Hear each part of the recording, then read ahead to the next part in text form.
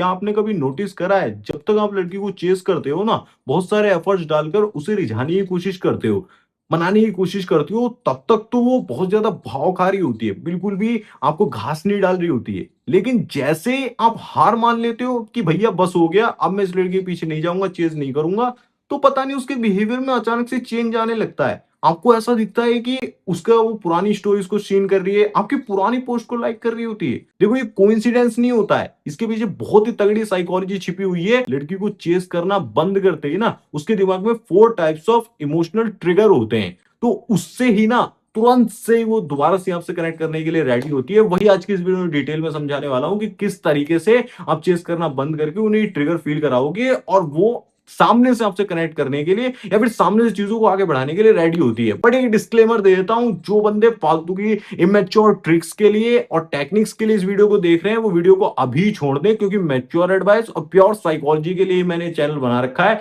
अगर आप इंटरेस्टेड हो सब्सक्राइब कर लेना, ठीक है। वीडियो को लास्ट तक जरूर से ही देखना। तो भी बिना टाइम वेस्ट करे वीडियो की शुरुआत करता हूं। Distance creates confusion. अब देखो, सबसे पहली चीज जो होती है ना, उसके दिमाग में थोड़ा सा कंफ्यूजन क्रिएट होता है, क्योंकि ह्यूमन माइंड जो होता है ना, साइकोलॉजी के अकॉर्डिंग जैसे ही पैटर्न में चेंज आता है ना, कि पहले आप रेगुलरली टेक्स्ट कर रहे थे, पहले सामने से एफर्ट्स डाल रहे थे, हमेशा आई लव यू वगैरह सब कुछ सामने से कर रहे थे, मनाने की कोशिश कर रहे थे, ठीक है। अब अचानक से आपने जो फ्री की अटेंशन उसे दे रहे थे वो देना बंद कर दिया ना, तो कहीं ना कहीं सबकॉन्शियसली उसके दिमाग में कुछ चेंज नोटिस होता है कि कुछ तो चेंज हुआ है, कुछ तो इसके बिहेवियर में चेंज हुआ है, और उसे चेंज को वो नोटिस करती है और कंफ्यूज्ड फील करती है कि ऐसा क्या हुआ है। बट आपकी प्रॉब्लम क्या होती है, आप साइकोलॉजी को ध्यान में नहीं रखते हो। आपको ऐसा लगता है कि अगर जिस लड़की के पीछे इतने ज्यादा एफर्ट डाल रहा हूं तब वो नहीं पट रही है, तो उसे छोड़ दूंगा या फिर एफर्ट डालना कम कर दूंगा, पीछे हट जाऊंगा, तो कैसे उसके दिमाग में मेरी इमेज आने लगेगी, मतलब मैं याद आने लगूंगा। भाई यही तो साइकोलॉजी है। अचानक से जो आपके रैंडम रिप्लाईज होते थे ना, अचानक से जो गुड मॉर्निंग टेक्स्ट होता था, फालतू की अटेंशन, जो फालतू के कॉम्प्लीमेंट्स आप दिए जा रहे थे, वो सब बंद हो जाता है। तो वही चीज जो होती है ना, सप्लाई, उसी के लिए वो दिमाग कहीं ना कहीं, अब देखो वो आपको इतना पसंद नहीं कर रही थी, लेकिन फिर भी अगर कमी फील होती है कि यार कल तक तो ये बंदा कुत्ते की तरह मेरे पीछे भाग रहा था, कल तक तो ये मेरे को पटाना चाह रहा था और सारी चीज आगे बढ़ाना चाह रहा था, अचानक अचानक से क्या हो गया, मतलब ये मेरे को छोड़ना क्यों चाह रहा है या फिर डिसइंटरेस्ट क्यों शो कर रहा है, इसकी लाइफ में कोई और आ गया। वहीं से क्यूरियोसिटी भी बिल्ड होती है। आगे मैं आपको और भी स्टेप्स बताता हूँ, और भी साइकोलॉजिकल ट्रिगर्स बताता हूँ, बट सबसे पहली चीज ना, कंफ्यूजन ही क्रिएट होता है। और यहाँ पर एक रियलिटी चेक मैं आपको दे देता हूँ कि अचानक से वो रिएक्ट नहीं करती है, बस वो साइलेंट हो जाती है। उसका दिमाग ना आश्चर्य से, वंडरिंग से भर जाता है कि यार क्या हुआ होगा, क्यों, ठीक है। अचानक से आपको लग रहा होगा कि मैं पीछे हट जाऊंगा तो उसकी तरफ से कॉल, टेक्स्ट, मैसेज बहुत ज्यादा आने लगेंगे, ऐसा नहीं होता है। वो पहले तो साइलेंट होती है, क्योंकि कोई इंसान को जब शॉक्ड होता है ना, तो वो थोड़ा सा साइलेंट हो जाता है ना, कि क्या हुआ होगा सिचुएशन में, क्यों ये मेरी लाइफ से जाना चाह रहा है। तो वही वाली सिचुएशन की बात हो रही है। Pattern breaks is equal to curiosity. अब क्यूरियोसिटी बिल्ड होने का सबसे बड़ा रीजन तो यही होता है कि अचानक से जो चेंज हुआ है वो हजम नहीं हो पाता है, और साथ में ये भी जानने के लिए उसका दिल करता है कि इसकी लाइफ में क्या चेंजेस आए, या इसकी लाइफ में कौन पर्सन आ गया जिसकी वजह से मेरे को कम भाव देना शुरू कर दिया।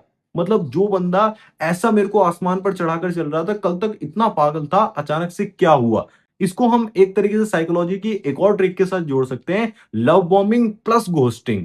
ये भी होता है, कई बार ये मैनिपुलेशन का हिस्सा होता है। जैसे कि स्टार्टिंग में बंदा बहुत ज्यादा लव बॉम्बिंग करता था, बहुत सारे एफर्ट्स डालता था, भर भर कॉम्प्लीमेंट्स, गिफ्ट्स वगैरह सब कुछ देता था, अचानक से एक दिन उसने घोस्ट कर दिया, पूरी तरीके से ब्लैकआउट।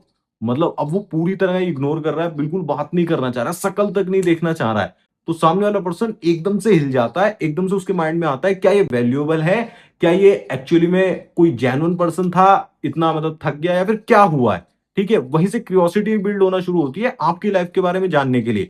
लॉस ऑफ वैलिडेशन, ये बहुत इंपॉर्टेंट पॉइंट है। वैलिडेशन तो मिल ही रहा था ना, आपको ऐसा लगता है कि उसको आपसे कोई फायदा नहीं मिल रहा है, या फिर वो आपको नहीं चाहती। नहीं भाई, आपसे जो सारी चीजें मिल रही है ना, आपसे जो चीजें धीरे धीरे आप उसे उसके लिए कर रहे थे, एफर्ट्स डाल रहे थे, चीजों को आगे बढ़ाने की कोशिश कर रहे थे, कीमती फील करा रहे थे। दुनिया में कोई भी इंसान किसी को इतना फालतू में टेंशन नहीं देता है। उसको जो आपसे मिल रहा था, एफर्ट्स मिल रहे थे, उस चीज़ की भी तो कमी होती है ना, वैलिडेशन भी तो कम हो जाता है ना, लॉस हो जाता है ना उसका भी, वो चीज़ भी कमी उसे खलने लगती है, प्रॉब्लम फील होती है। If someone gives constant appreciation, his absence become noticeable. अगर कोई बंदा आपको कांस्टेंटली एप्रिसिएशन दे रहा था और बहुत ज़्यादा प्रेज़ कर रहा था, अच्छा फील करा रहा था, सबको अच्छा फील होता है। अगर मेरे को कोई बोलेगा ना कि आप वीडियोज़ अच्छा बनाते हो और अच्छा कंटेंट शेयर कर रहे हो, ग्रेट, ग्रेट, ऐसे वर्क करते रहो, तो मुझे भी अच्छा फील होगा, ऐसे ही आपको भी अच्छा फील होता है। रेगुलरली अगर आप किसी को पानी दे रहे थे ना, मतलब पानी इन द सेंस प्लांट को पानी देना, ग्रो करने में हेल्प कर रहे थे या फिर कुछ भी उसके लिए कर रहे थे, तो वो चीज़ एप्रिसिएशन का भूखा हर कोई होता है।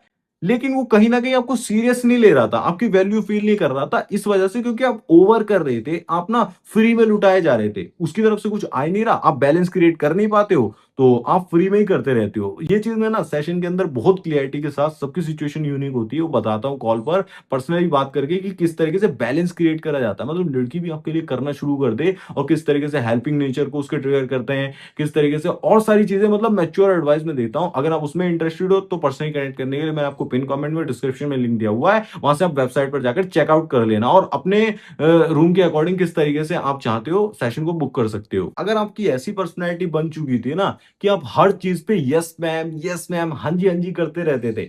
हर स्टोरी पर रिप्लाई करते थे। हर छोटी रील पर बड़े-बड़े पैराग्राफ्स भेजते थे। हर चीज़ को एक्सप्लेन करते थे। तो कुछ चीज़ों में अगर आप चेंज करते हो, इंस्टेंटली पैटर्न ब्रेक होता है, तो वो नोटिस करेगी। भाई ऐसा होता है रियलिटी के अंदर और मैंने आपको बताया, नोटिस करके रिएक्शन नहीं मिलेगा, लेकिन उसके दिमाग में केमिकल लोचा होना शुरू हो जाएगा। मे बी वो आपके फ्रेंड से कनेक्ट करने की कोशिश करेगी, क्या हुआ है, लेकिन वो तो बात की बात है। लेकिन फिलहाल ये समझना पड़ेगा कि जैसे चेज़ करना बंद करते हो, तो उसके दिमाग में क्या केमिकल लोचा होता है। भले ही वो आपके अंदर पहले रोमांटिकली इंटरेस्टेड नहीं भी थी, लेकिन फिर भी वो साइलेंस को ज़रूर से ही नोटिस करती है।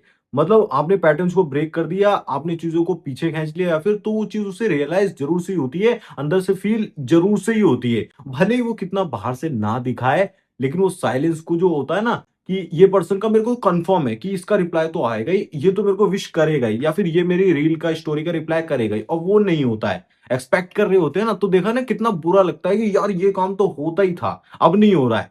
तो वो चीज़ यहाँ पर होने लगती है। फिर आपकी अटेंशन की वैल्यू अचानक से यहाँ पहुँच जाती है क्योंकि अब वो फ्री में नहीं मिल रहा है। अब आपने देना बंद कर दिया है। Fear of missing out only if feelings exceeds. अब उसके अंदर जो इमोशन आता है वो होता है फियर कि कहीं मैंने एक वैल्यूएबल इंसान को तो नहीं खो दिया, कहीं मेरी लाइफ से एक ऐसा इंसान तो नहीं चला गया जो वाक़ई में मेरे लिए वैल्यूएबल था और ये उसे सबकॉन्शियसली ट्रिगर होता है क्योंकि आपकी तरफ से जो चीज़ें मिल रही थी, वो उसकी लाइफ में एक इम्पैक्ट क्रिएट कर रही थी। आपकी अटेंशन की कुछ वैल्यू थी जिसे वो रियलाइज़ नहीं कर पा रही थी, बट अब उसे रियलाइज़ होता है क्योंकि अब नहीं मिल रही है। वही होता है ना कि जिस इंसान को हम हल्के में ले रहे थे, उसके जाने के बाद ही उसकी कीमत फ़ील होती है। अब धीरे-धीरे करके उसके अंदर फ़ियर आ रहा है कि कहीं ये मेरी लाइफ से पूरी तरीके से चला ना जाए और एक्चुअल में आपसे ही मतलब नहीं है, उस फीलिंग से कि वो फीलिंग पूरी तरीके से अब नहीं मिल रही है, जा चुकी है। तो वो चीज़ उसको ट्रिगर करती है, उसकी वजह से फ़ियर पैदा होता है कि आपको भी कहीं छोड़ना ना पड़े या फिर आप चले ना जाओ। लेकिन एक इंपॉर्टेंट लाइन यहाँ पर और ऐड हुई कि ये सिर्फ़ तभी होगा जब फीलिंग पहले से एग्ज़िस्ट करती होंगी। मतलब उसके अंदर, उसके दिल में आपके लिए कुछ था, वो आपको जेन्युइनली लाइक करती थी, तो वहाँ पर इसे कहते हैं साइलेंस की वजह से अनसर्टेनिटी क्रिएट होती है और उसके दिमाग में कुछ चलने लगता है। फोमो क्रिएट होता है, फियर ऑफ मिसिंग आउट, कहीं मैं इसको खो ना दूं या फिर ये मेरी लाइफ से चला ना जाए। और हमारा इंसानी दिमाग भी उन्हीं चीजों की सबसे ज्यादा वैल्यू करता है जिनके बारे में हमें ऐसा लगता है कि इसे हम खो भी सकते हैं या हमारी लाइफ से जा भी सकता है।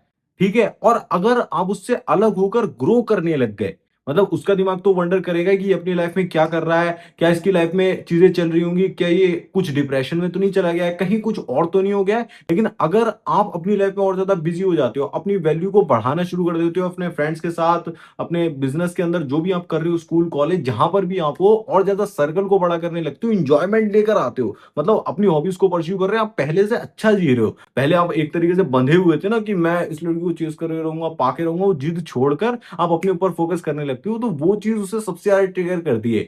और वैल्यू बढ़ जाना किसी इंसान की, मतलब और ज़्यादा वो दूर होने के बाद और ज़्यादा ग्रो कर गया, वो तो एक इंसान के लिए सबसे ज़्यादा बेकार चीज़ होती है, अगर कोई इंसान आपको छोड़ता है या फिर आपकी वैल्यू टाइम पर नहीं समझता है। तो and distance change all perspective, जब तक डिस्टेंस नहीं आएगा ना, तब तक उसके दिमाग में सिर्फ यही पर्सपेक्टिव रहेगा कि ये ऐसा इंसान है जो मुझे कभी छोड़ नहीं सकता, ये मेरी लाइफ में घुसना चाहता है, ये मेरा बनना चाहता है। लेकिन जैसे डिस्टेंस क्रिएट होता है, स्पेस देते हो, वहीं पर उसके दिमाग में आने लगता है कि अब ये ग्रो भी कर सकता है, अब ये मेरे बिना रह भी सकता है और चीजें भी अपनी लाइफ में करने लगा है। लेकिन यहां पर ये चीज ध्यान रखना कि आप एक्चुअल में ऐसे जेन्युइन पर्सन भी थे, मतलब ऐसा कुछ था भी कि आप जेन्युइनली एफर्ट्स डाल भी रहे थे। ऐसा नहीं कि आपने बेमन से काम करा हुआ था और उसे बहुत ज्यादा गंदा फील होता था, आपके साथ इरिटेशन फील होती थी, तो उसे हल्का फील होगा, तो उसे जाने के बाद ऐसा ही लगेगा कि हाँ अच्छा वो मेरी लाइफ से चला गया। तो ये इंपॉर्टेंट चीज है। फेज नंबर 4 होता है रिलीफ फेज। ये बहुत ही रेयरली होता है कि लड़की शांति फील कर ले आपके जाने के बाद भी, क्योंकि साइकोलॉजी ये बोलती है not every distance create attraction.